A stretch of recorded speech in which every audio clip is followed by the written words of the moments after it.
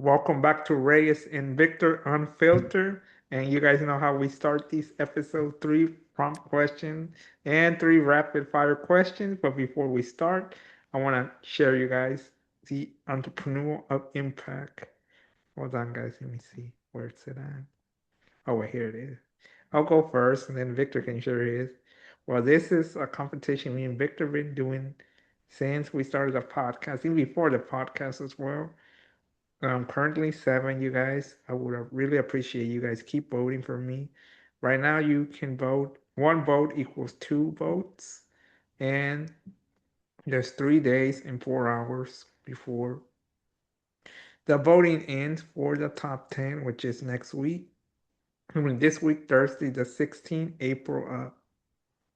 of April at 7 p.m. Pacific time.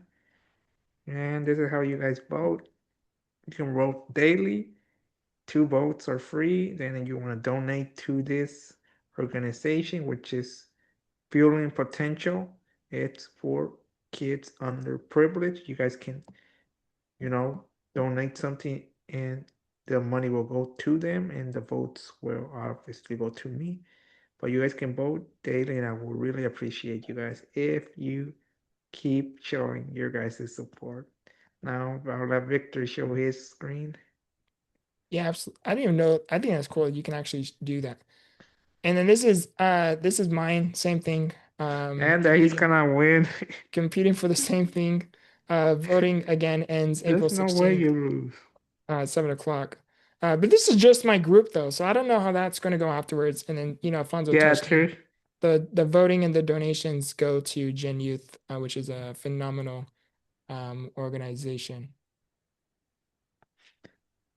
All right, then we'll go for the first question, which Victor's answering the first one. All right. What's the biggest misconception people have about us? Well, I'll start with you. Basically, you first. So it says us because I A, will answer the question as well. a misconception about us. Like anything about your disability, that's what I mean. Oh, okay, I I said got you. us. Yeah. I was like, how would I answer this? Yeah, no, no, because I know I was you gonna good. make a sus answer, but Yeah, I'm like, no, forget. That's why okay, it says us. 'Cause it's like if someone was asking us, okay. but So it's you misconception first. about our disability. Yes, SMA. What's some Okay, about so SMA type so I have 2? so I have SMA type 2, which is spinal muscular atrophy type 2, and a misconception I would say is just because I'm in a wheelchair doesn't necessarily mean that I am physically capable and able as another person who may also be in a wheelchair.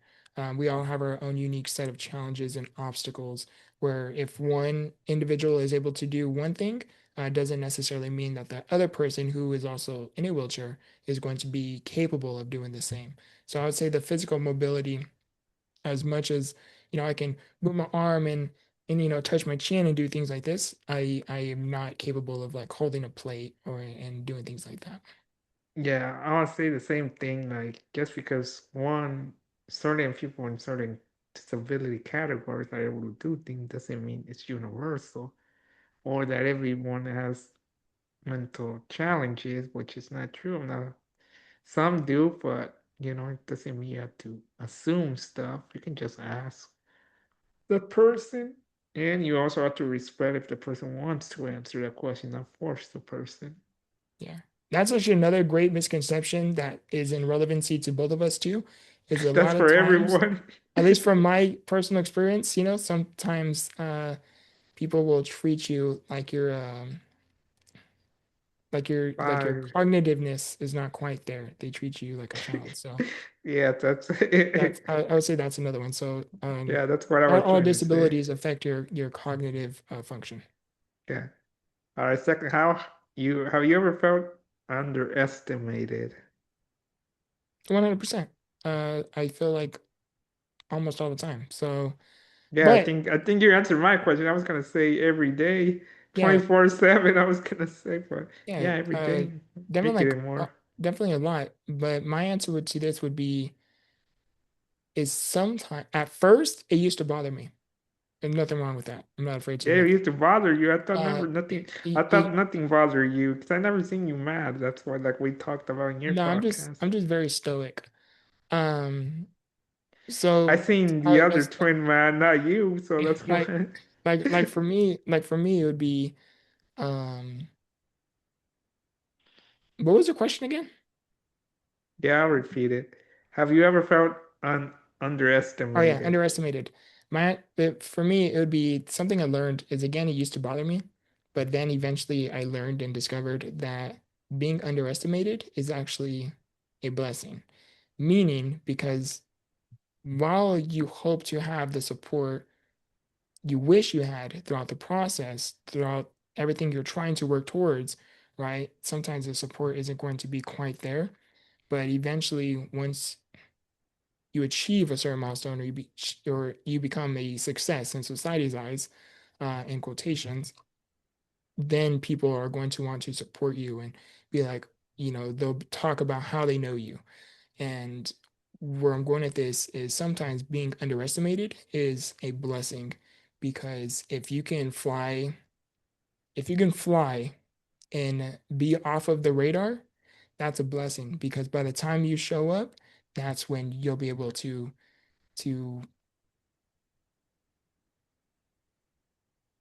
become that's when you'll be strong enough to withstand every storm that comes your I path. mean, I don't mind being underestimated because it makes me always have to prove something, you know?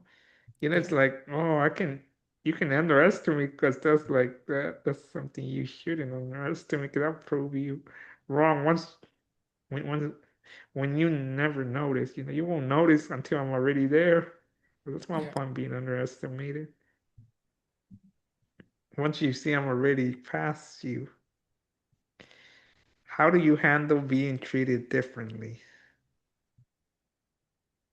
Understand having developing empathy, having empathy, understanding of their lack of awareness or their inability to understand that, I'm human just as you are. And yeah, Yeah, I'll say the same things like maybe because you don't understand the situation, even if they explain it to you, maybe your opinion will change. Maybe, just maybe. and it's not necessarily a bad thing either. It's It's just, not, for some me, it's people, not. you just have to develop empathy and understand, like there's a story behind that individual. Like you don't Right, know their upbringing, right? You don't know, if one, maybe they're mentally, maybe they're not all there, right? That's one answer. right.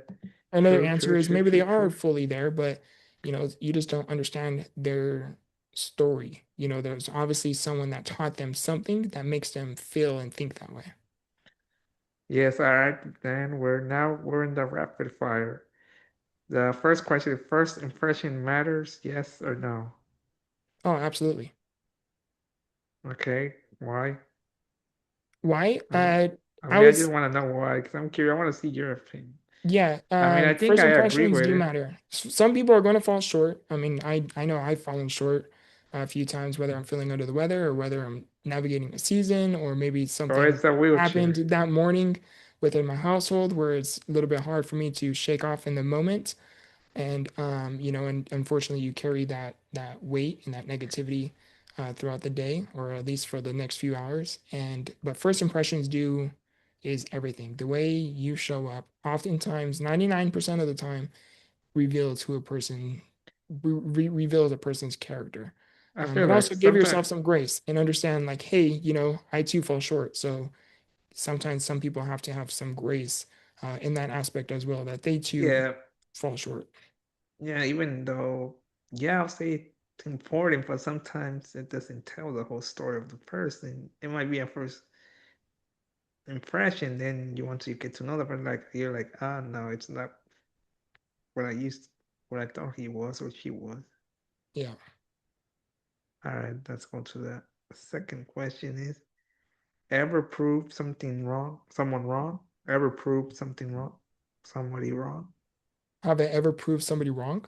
Yeah, that they were like, maybe, Absolutely. Recently, this was brought up to my attention. Um, okay.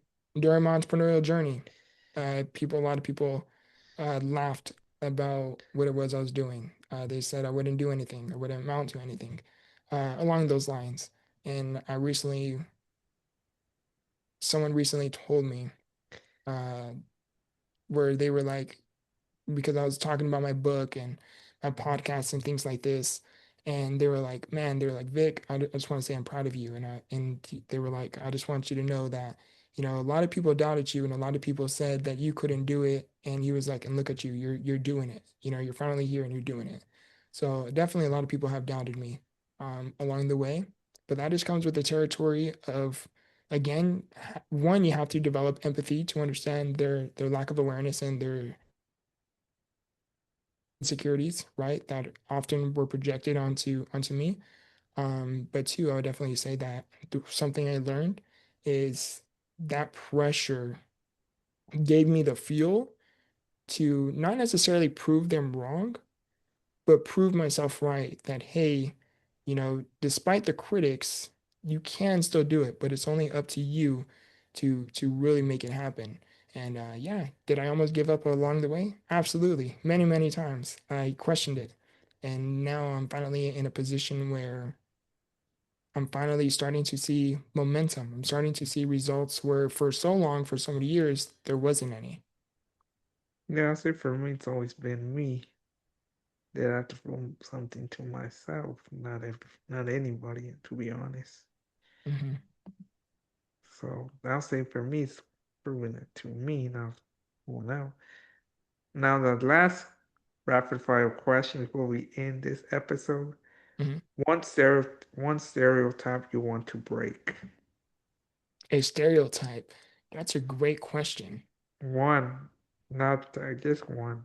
I know we have so Yeah, many to break. I would say just because you're in a wheelchair, it doesn't mean that you can't do anything. Oftentimes, like I mentioned a little bit earlier, um, some people see somebody in a wheelchair and they instantly think that you can't do anything or you can't achieve anything. There's like, for example, I would be numerous times, someone would be having a conversation with my mom, whether it's, a nurse or a doctor uh, Whoever. or whoever, right? Be having a conversation with my mom.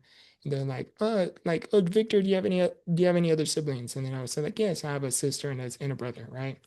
And they'd be like, oh, that's cool. What is it that they do, right? Are they going to school or like what is it that they do?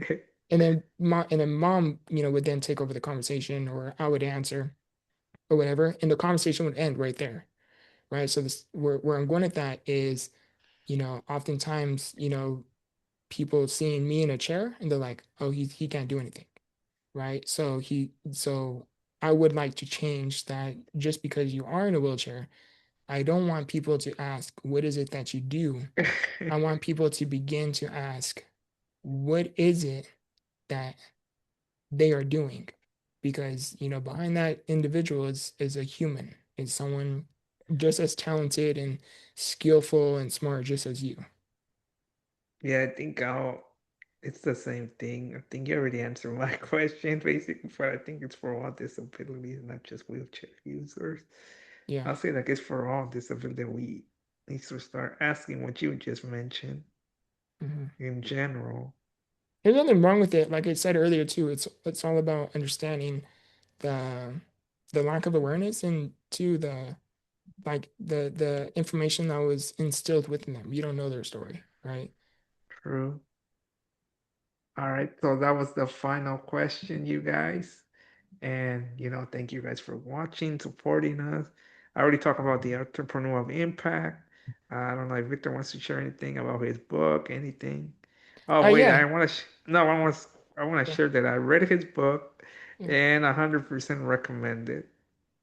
It I has a lot appreciate of that, brother. value. Now let the author say some words.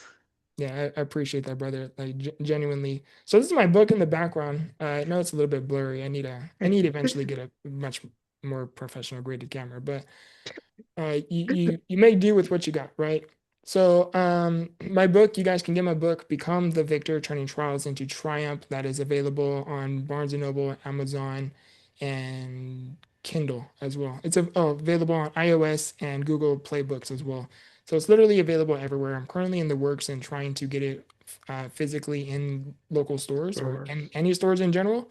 And I also do have and host a podcast, Become the Victor, um, where I essentially I interview people who turned any form of a trial into a triumph, or any turned any test into a testimony. But yeah, so you guys can check out my information and simply Google me, Victor the Inspiration, or He check out my should pop Instagram. out.